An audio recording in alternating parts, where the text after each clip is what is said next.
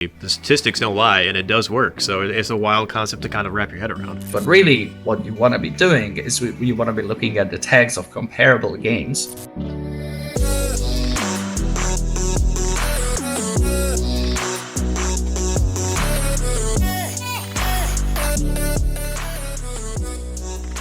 Other indie developers, you would be considered a larger studio. Your budget is higher, but then your returns have to hit certain goals. And if they don't, then it hits your bottom line and it impacts whether you can move forward. So in that kind of indie space, for you guys, this is your first game. This is a new experience for you as a full-scale team together. How do you approach that from a strategy standpoint? I actually think the opposite. We're in a unique space that majority of games that are released are indie games from tiny developers, but majority of game revenues do not come from indies. So I remember reading a statistic about game development industry's revenues, and it was at around 163 billion US dollars for that year. Only 1 billion was generated from indie developers. So it's a very tiny amount of money that's made from a huge portion of developers. If we were doing indie games, we would have to compete in that relatively tiny space.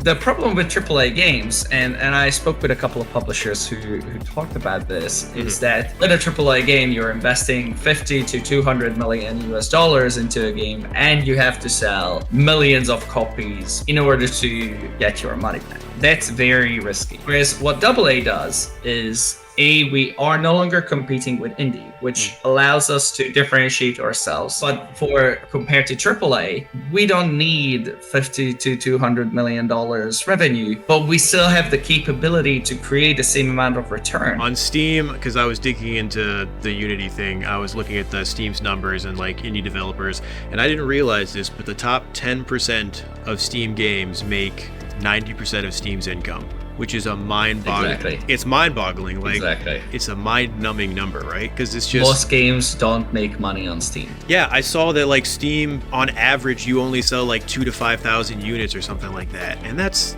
insane to me because there's so many indie developers. And then there was another statistic that said games that are priced, I think it was like $15 and up, sell like 70% better than games that are priced lower than that. It's immediately a positioning that allows you to be like, okay, now we're different. Yeah, and I feel like a lot of indie developers, when they put their games on Steam, because I've talked to some and they'll be like, well, we'll price it lower, right? We'll make it friendly for players, like $5-10, and then they'll buy it more. You'll have more volume. But it's almost like know your own volume, or know your own value rather, because if you price it higher, then people are like, oh, that's probably better quality, which is an interesting mindset to wrap your head around. But apparently the statistics don't lie, and it does work. So it's a wild concept to kind of wrap your head around. There's also one extra thing that is very important about Steam and how Steam works. The Steam algorithm helps you when you shock the system. There are a couple of ways to shock the system, like a trailer announcement with press coverage, or your video goes viral on TikTok, or you have a really good Reddit post, or you participate in a festival, which oftentimes with games that are released means discounts. Oftentimes what happens is you're gonna have 30%, 40, 70% discount. Yes, you might sell a lot of copies, but when you only make $2 on each copy because you discounted your game and Steam takes 30%, it doesn't matter how many copies you sell at that point. You have to sell 10 million copies to have that same return. So that's why you should be actually pricing your game even higher, because you're going to be on discount a lot of the time. And the other important thing is that, so the reason why a lot of people collect wish lists, besides proof that you're gonna sell, is that when you release your game and when you give a discount, Steam sends out an email to all the people who wishlisted the game, and 10 to 20% of your wishlist will convert to a sale. So if you have 100,000 wishlists, that means you're gonna sell at least 10 to 20,000 copies ballpark. But the reason I brought this up is the wishlist discount email only goes out if you discount your game at least 20%. Oh, okay. So little caveat this there. is actually really important information. Yeah. No, that's really good information to have. So when you say shock the system, that's what you mean. You mean like get a big rush of bring a lot of wish people lists. there, a lot of external traffic, and that kickstarts the Steam algorithm. I see. Okay. So if you don't discount your game by 20%, no email will go out. Doesn't matter. Yeah. Okay, I got you. But like having a website, having pop-ups where you collect emails and you keep people in the loop and you have newsletters and things like that, like that's the most valuable asset asset ever to have when you're making a game, because then you have direct reach to them. Yeah, I mean, I do have a background in marketing before I got into game development, and at the time what we were looking at was use social media, social channels to funnel people into your mailing list. And then you can do what you want. For you though, I mean, you're a developer. When you look at your wish list and you look at other developers out there, what's a benchmark wish list for you, in your opinion? Like, what should you hit before your game launches? I want to hit at least 100,000 wish lists by the time we launch. We're not there yet, but one thing we have to be careful with is if we get a lot of wish lists now, 12 months before you launch is when you should be really collecting your wish list, because over time it fizzles out. So the actual conversion rate of wishlist drops significantly after the 12 months line. But yeah, 100,000 would be the amount that I would be going for or above. I see. Technically, to get into the popular upcoming on Steam, the minimum you need, as far as I know, is 7,000. But you should be aiming for higher. So if you are planning on releasing on Steam, there's a free Steam course from how to market your game. Very useful, because it's a lot of things that make sense on how it should work on Steam, and it doesn't work like that. So for example, tags. The way I thought tags worked is, my game is a third-person game. That sounds like I should add this on the tag list. Or we have dragons, add that in. Yeah. The ordering obviously matters, because first 5 and 6 to 10 is what really is considered by Steam the last 5,000. You can add up to 20 tags. But what I thought, that I'm going to tag my game, and then that will help people search. But really what you want to be doing is you want to be looking at the tags of comparable games. So how most people shop on Steam is, oh, this game looks like the one I played. Cool, let's try it. So there's a price where you can check what your game is tagged like, that are first free games that we think we are similar to show up there. Like looking out at newer developers, whether it's solo or whatever it may be, somebody just starting out, what would be like advice you would give them? So first thing first, don't start solo. Why? And it's not because it can't be done, but it's because you're good at something. Like, let's say I'm a software engineer. I'm terrible at art. If you look at my art, you're going to be either laughing or be afraid, because it's like, holy, what is that?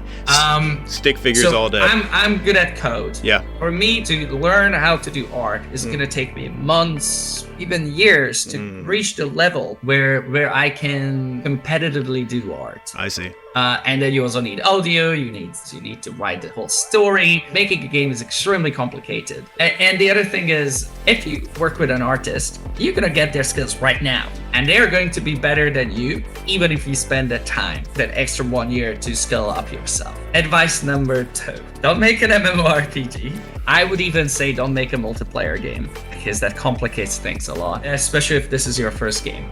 Try to make something small that you can sell and that you can deliver. Which is why the majority of games you see on Steam from smaller developers are, platformers or roguelikes or, Metroidvanias. Yes. Because it's an easy, safe, quick way to start. Yeah. That's actually a really good segue into my point 3.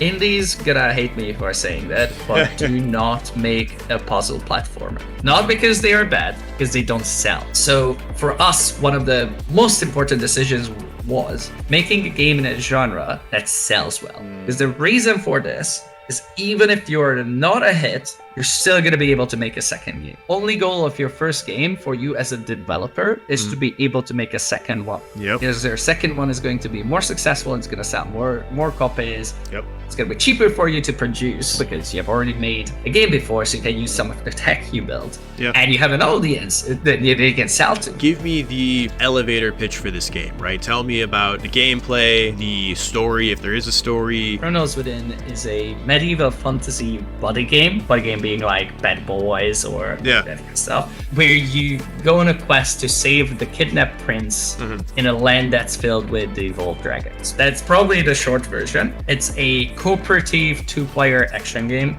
with third-person combat with puzzle solving. So puzzle solving, all our puzzles are co-op only. I see. You cannot solve puzzles yourself, so you need the other person to work out things. There are multiple ways to do that. There's no single solution. The idea is that you go back and you can do it completely differently 6-7 times. I see. We'll see how that goes. If you have ever played The Last of Us, what we're going for story-wise is our two main characters, kind of like in El Dorado, Miguel and Tulio. They're going to be bantering throughout the whole game, but it's way less grim than The Last of Us, and much more on the side of like taking the piss at each other. That's the main angle. Yeah. I don't know if I talked about what devolved dragons are before, but devolved dragons in our world used to be the classic dragons. We call them prime dragons, which you see in Game of Thrones, big, powerful dragons, fire breathing, all that kind of stuff. Yep. But these dragons has started to lose potency over time. Oh, okay. Due to the disappearance of magic, which is what powered them, and they started to de-evolve. So they started to be worse and worse at being dragons. The way they look now is like domesticated animals, but in dragon form.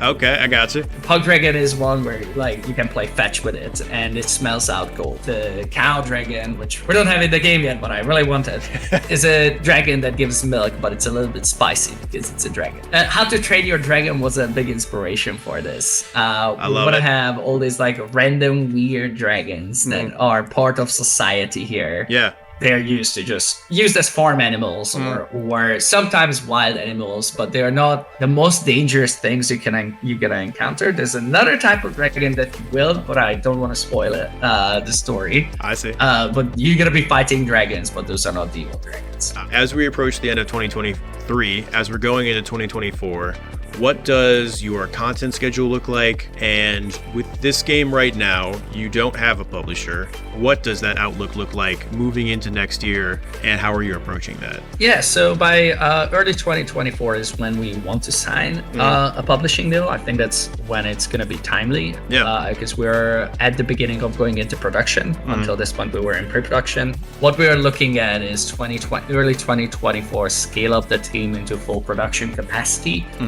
Which is the 25 people with a bunch of new artists coming in. In general, if you're not a developer and listening, how this normally works is pre-production is when you build a lot of your tech, all the things that you need to answer before you go into production, which is similar to a conveyor belt. Like you produce all the things you need for the game, like produce a level, build all the enemies there, next level, and that's what production is.